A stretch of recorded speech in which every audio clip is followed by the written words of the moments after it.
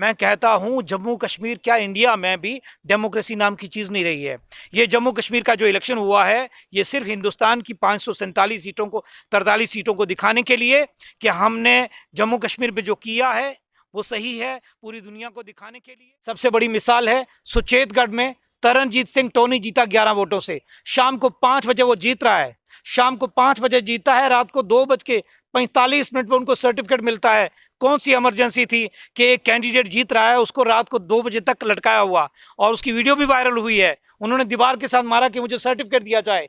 अस्सलाम वालेकुम, आदाब। आप देख रहे हैं स्टेट ऑब्जर्वर। मैं हूं आशिया खान। 370 और 35A के बाद अब पहली बार जम्मू कश्मीर की बात करें तो डीडीसी चुनाव किए गए, जबकि जो डीडीसी चुनावों में बम्पर वोटिंग हुई, बढ़ चढ़कर वोटिंग हुई। जिस तरह पहले होता था कि कई बाइकआउट करते थे, ऐसा बिल्कुल नहीं था। बहुत से लोगों ने इसमें पार्टिसिपेट किया और सफलतापूर्वक चुनाव करवाए गए। अभी हमारे साथ इन सब बातों पर चर्चा करने के लिए सैयद अली चौधरी जी मौजूद हैं, जो इंडिपेंडेंट कैंडिडेट, इन्होंने भी चुनाव में उतरे थे। मैं आपको बता दूं कठुआ के लोही मल्हार से इन्होंने भी, वहां के कैंडिडेट थे और वहां पर इन्होंने जो चुनाव कंटेस्ट किया। चलिए हम इन्हीं से बातचीत करें। सबसे पहले सैयद जी, आपका खैर मकदम है।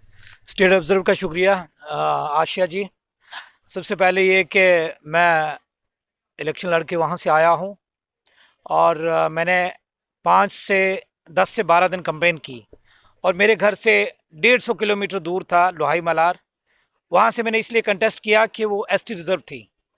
बट एक बात आपको कहूँगा, कठुआ, उधमपुर, सांबा ये बीजेपी ने मैनेज किया था। मुझे इस बात का दुख नहीं है कि मैं हारा हूँ, मुझे तो पहले ही पता था कि मैं हारूंगा। लेकिन वहाँ मुस्लिम वोट 42 पोलिंग स्टेशन है, 10 से 12 पोलिंग स्टेशन जो है वो मुस्लिम डोमिनेटेड है। मैं आपको बता दूं, वो वाले मुसलमान लोहाई मल्हार के जो 10 पोलिंग से, वो बिलावर के फिंतर में, देवल में रहते हैं। और मुझे उम्मीद थी कि मुझे 1000 से 1500 वोट आएगा, लेकिन मुझे 400-500 के आसपास वोट आया। कारण ये है कि जो मुस्लिम एरिया था वहाँ से बीजेपी को एक पोलिंग स्टेशन से अगर 500 वोट पड़ा तो 400 बीजेपी को था। सर सवाल यहाँ पर, ऐसा क्यों, रीजन? मैं वही रीज़न देना चाहता हूँ कि कठुआ में से 14 में से 13 सीटें ली, और ये सच है कि इनका जो पैटर्न था काउंटिंग का, कोई जो बॉक्स थे किसी पर नाम नहीं था किस पोलिंग स्टेशन का है, ठीक है। उसके बाद ये क्या करते थे कि 10 के 10 पोलिंग स्टेशन एक ही टब में डालते थे, वोट उनको काउंट करते थे। आज तक 96 से के बाद आज तक ऐसा कभी नहीं हुआ, और जब भी काउंटिंग होती थी ये साफ होता था कि किस पोलिंग स्टेशन का बॉक्स है। लेकिन इस बार इस गवर्नमेंट ने ऐसा बिल्कुल नहीं किया।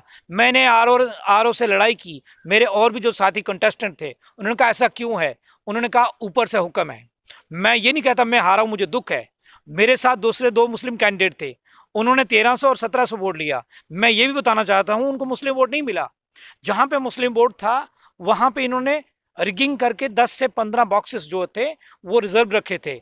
मैं दूसरी मिसाल आपको देना चाहता हूँ, डींगाम कंस्टिट्यूएंसी कठुआ में वहाँ भी रिगिंग हुई है। हीरानगर प्रॉपर, वहाँ गंजू पंडित लड़का 3500 से लीड कर रहा था, वहाँ भी इन्होंने धांधली की है। कांता अंडोत्रा जो डोगरा स्वाभिमान की थी, जो हार ही नहीं सकती थी, वहाँ भी इन्होंने धांधली की है। तो कठुआ में, उसके बाद आप उधमपुर आ जाइएगा, 14 सीटों में से 12 जीती। 2 गलती से उनको ये डाउट था बीजेपी वालों को कि हम जीत जाएंगे, वहाँ भी धांधली हुई। इन्होंने मैनेज इसलिए किया कि पूरे हिंदुस्तान में खबर बनानी कि हम सभी पार्टियों से आगे हैं, हमारी 75 सीटें हैं। उनको पता है कश्मीर से हमारा कुछ आने वाला नहीं है, लेकिन उन्होंने फिर भी 3 सीटें वहाँ ये खबर बनाने के लिए कि हम ब्रेकिंग न्यूज़ दे सकें कि कश्मीर में 370 टूटने के बाद भी बीजेपी को एक्सेप्ट कर लिया कश्मीर में। बट ऐसा बिल्कुल नहीं है। जो कश्मीर में 3 सीटें इन्होंने दिखाई गई हैं वो एजेंसीज की तरफ से है। और कठुआ में, जम्मू में और सांबा में किस तरह से मैनेज किया, मैं एक मिसाल और दे दूं। सुचेतगढ़ में तरनजीत सिंह टोनी, जिसने 2 बार पहले एमएलए का इलेक्शन लड़ा हुआ है, शाम को 5 बजे वो 11 वोटों से जीतते हैं। रात को 2:30 बजे 2:45 पे उनको सर्टिफिकेट मिलता है। तो क्या ये इलेक्शन फेयर है? मुझे अपने हारने का दुख नहीं है। आपने कहा सबूत, अगर एक कैंडिडेट शाम को 5 बजे जीतता है, रात को 3 बजे उसको आप सर्टिफिकेट दे रहे हैं, क्या रीजन है? तो क्या उम्मीद करें इससे? मैं कहना चाहता हूं कि ये कंप्लीट रिगिंग हुई है। सर मैं जानना चाहूंगी वहां पर कितने कैंडिडेट्स और थे आपके साथ, टोटल नंबर ऑफ कैंडिडेट्स? मैं कह रहा हूं हम 11 कैंडिडेट्स थे। बीजेपी ने 4100 कुछ वोट लिया। मैं आपको यकीन दिलाता हूं, लोहाई ए, लोहाई बी, लोहाई सी, सुड़ग, नीलू ए, नीलू बी, वहां बीजेपी को 100 वोट नहीं मिला हुआ, लेकिन वहां बीजेपी को वोट दिखाया गया 1800। जो 10 पोलिंग स्टेशन जब एक ही टब में डाले, वहां से 1800 वोट निकला उनको, और वहां 98% मुस्लिम वोट है। आपको ये सबूत मिल गया कि पूरे पूरे जम्मू कश्मीर में कितना वोट कहां से इनको मिला है। तो अगर उन पोलिंग स्टेशन से इनको मतलब 80-90% वोट मिल रहा है, तो समझ की बात है कि जो बॉक्सेस थे वो पहले रिजर्व रखे हुए थे। लाल सिंह साहब ने कहा, चौधरी लाल सिंह साहब ने, कि पहले सिस्टम होता था, एजेंट उठता था, 7 बॉक्सेस के साथ आता था। अब इन्होंने एजेंट को पूछा ही नहीं, और ना जो जो जो बॉक्सेस थे उनके ऊपर ना सील लगी हुई थी। मैं कहता हूं, जम्मू कश्मीर क्या इंडिया में भी डेमोक्रेसी नाम की चीज नहीं रही है।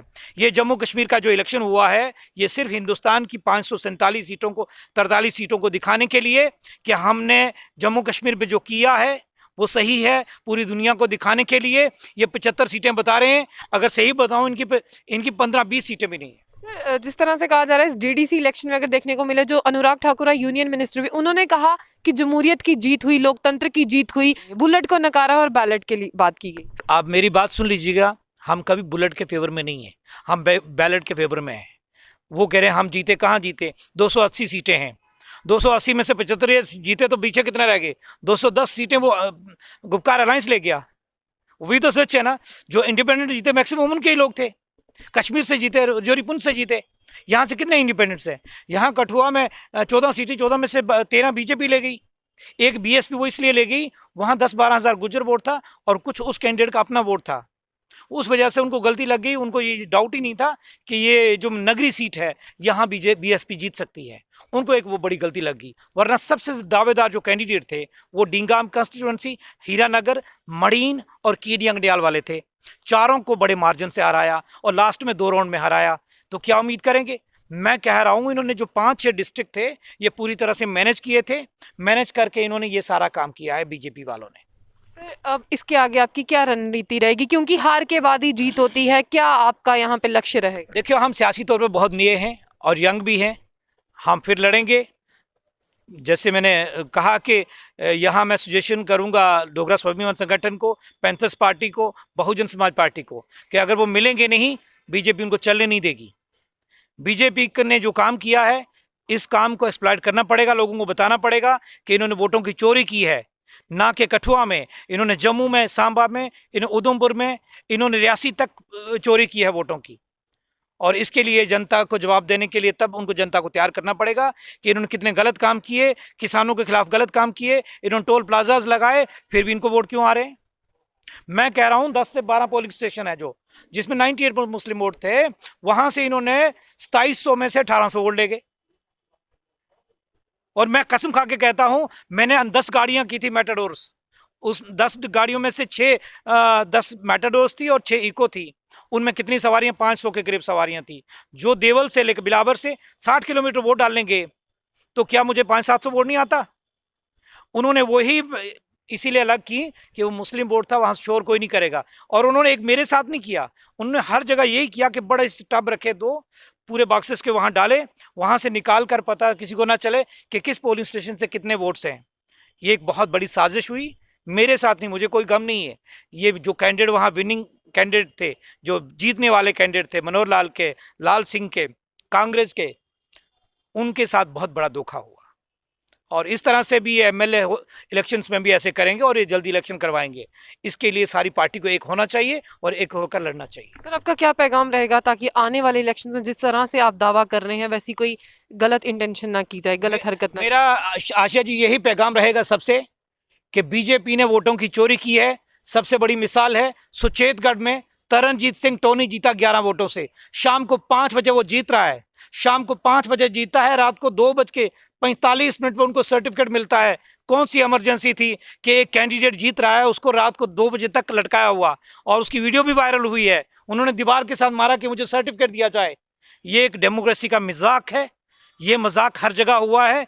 आपको बता दूं, कठुआ में इतने लोग नहीं थे जितनी बीएसएफ लगा के रखी थी इन्होंने कैंडिडेट्स के लिए कि कोई हिले ना। तो इन्होंने सब कुछ रिगिंग किया है, पूरा रिगिंग किया है। तो मैं ये कह रहा हूँ ये मेरे साथ नहीं है, मुझे तो कोई दुख नहीं है, बट इन्होंने पैंथर्स पार्टी और डोगरा स्वाभिमान को बहुत बड़ा नुकसान दिया है, ताकि ये सेकुलर लोगों को, कम्युनल लोगों को डिवाइड ना कर सके। और हमारा जो एक टीवी टैली पे एक नाम है कि हम 75 सीटें जीत गए, बस वही दिखाना है कि गुपकार गैंग पीछे रह गया। पहली बात तो ये गलत बोलते हैं कि गैंग है कोई, वो पॉलिटिकल ग्रुप है। तो मेरा यही मैसेज होगा कि लाल सिंह साहब को, पैंथर्स को और बहुजन समाज पार्टी को मिलना चाहिए और इनको एमएलए इलेक्शन में टफ फाइट देनी चाहिए। साफ तौर पर ये थे हमारे साथ सैयद चौधरी जी, जिन्होंने बातचीत की हमारे साथ जो डीडीसी इलेक्शन से उनको लेकर। मैं आपको बता दूं इंडिपेंडेंट कैंडिडेट है कठुआ से।